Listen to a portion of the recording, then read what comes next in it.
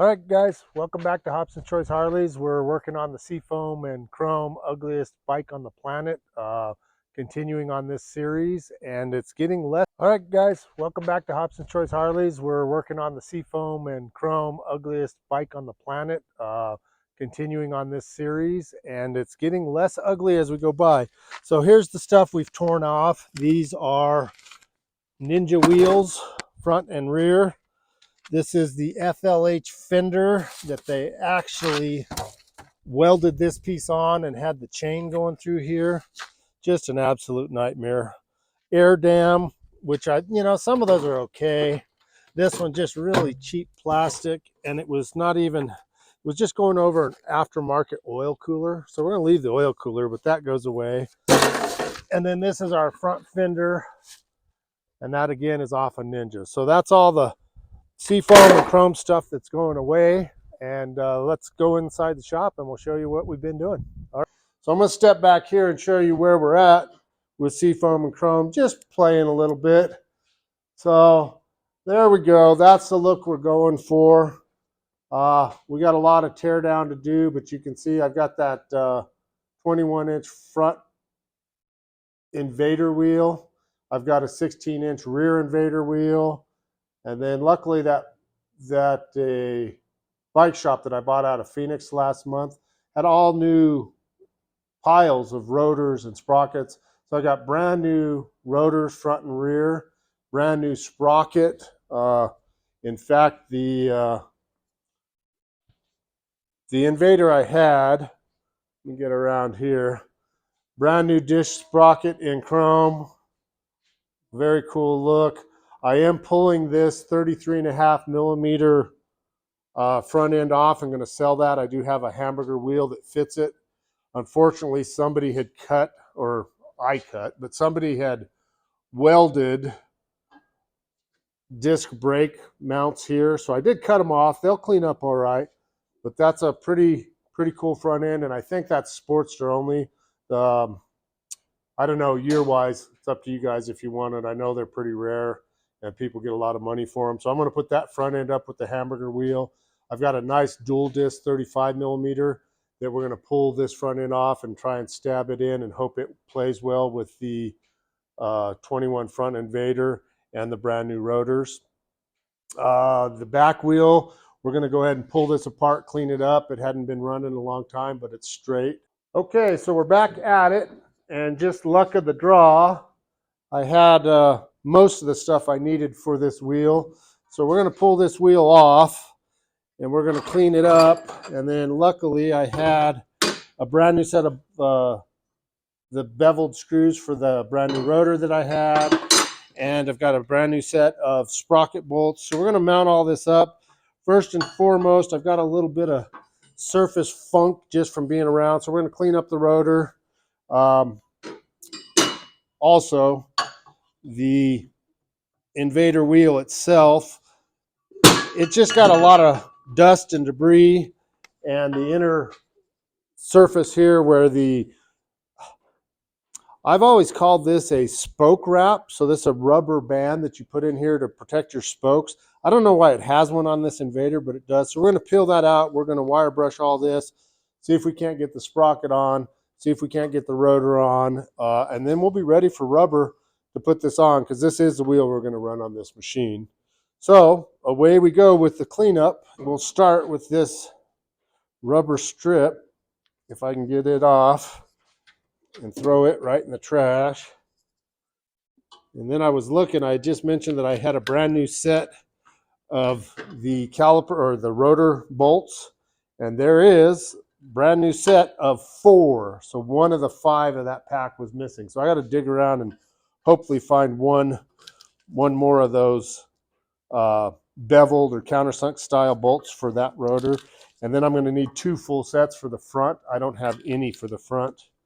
So as we peel this off of here, there's a lot of crunch coming out of it.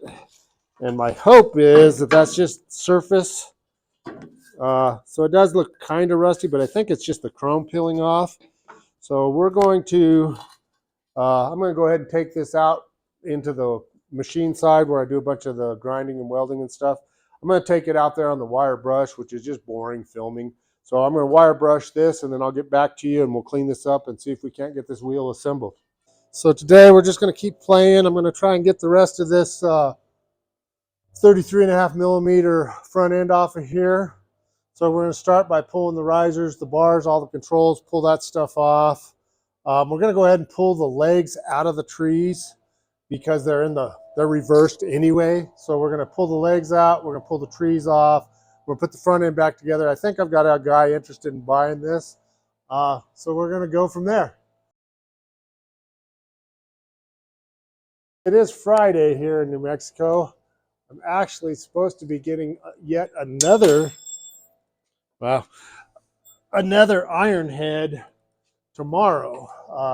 In fact, it's another chopped out Ironhead in a rigid frame with this really raked and stretched Springer front end. Old school chopper stuff. So hopefully that comes to pass. We'll see. Okay, get rid of that. So we're just going to put the uglies over in the pile for now. And now I'm going to come around over here. We're going to get the other uglies out of here. And then we'll keep pulling this stuff out. Game on. Okay, risers are coming off.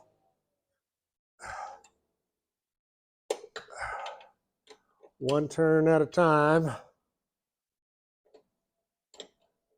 So the editing stuff, we're trying to figure out, me and my wife. We've done the last couple videos, and it'd be nice if we could figure out how to do that time-lapse thing where you speed everything up. I'm getting old now. In my young days, I rode a Springer hardtail, and we used to always run Volkswagen tires at about 12 pounds of pressure, just enough so that the back wheel, the sidewalls wouldn't touch the asphalt. And you got a little cushion on the butt that way. And then we would run the long Springer, and that was all you had because you're a rigid frame on a Springer front end. I mean, that's it. That's all you get. So there's a nice set of kind of drag bars and risers. Again, we'll have to see what all these cables do. We're going to pull this housing. Looks like the headlights got the stock plug, so maybe that's why they ran all the wires, because they stole a harness off of a stock bike. It might have even been this 71. I don't know. So we're going to pull the headlight off, pull the riser bolts off, and then see if we can't get these front legs off of this front end. Okay, guys, we're back with you. Camera actually died. I had to charge the camera and stuff. So I did get the front end off. We're just going to reassemble this, put everything back together, and I'll show you some of the stuff we did on the Sporty, and we'll keep going from there. So what I wanted to do is make sure I got the legs in the right orientation. Now let's see if we can get this leg. Kind of cool. These braces, it's a fork brace, which people have been running forever, but you don't see them on these 33 millimeters. So I don't know how many of those are around, but it goes with the front end. It's not like I can do anything with it. Okay, so now we got that where we want it. We're going to put our top tree on here.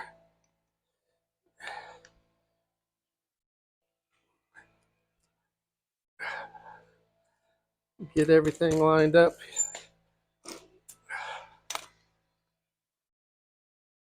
Okay, so now that we're close to lined up, I'm going to put this top tree clamp up here just to keep everybody in line. Okay, we got fork leg tube clamp here.